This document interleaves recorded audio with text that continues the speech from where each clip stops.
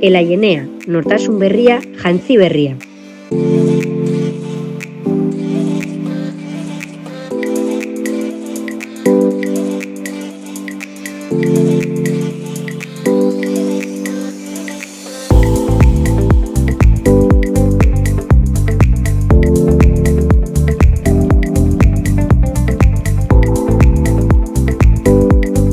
Kaputxadun jertsea, egunerokoa eta erosoa.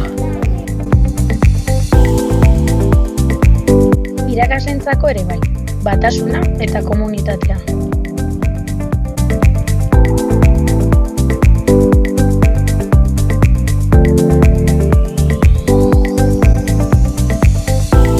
Erresistentea eta moldakorra.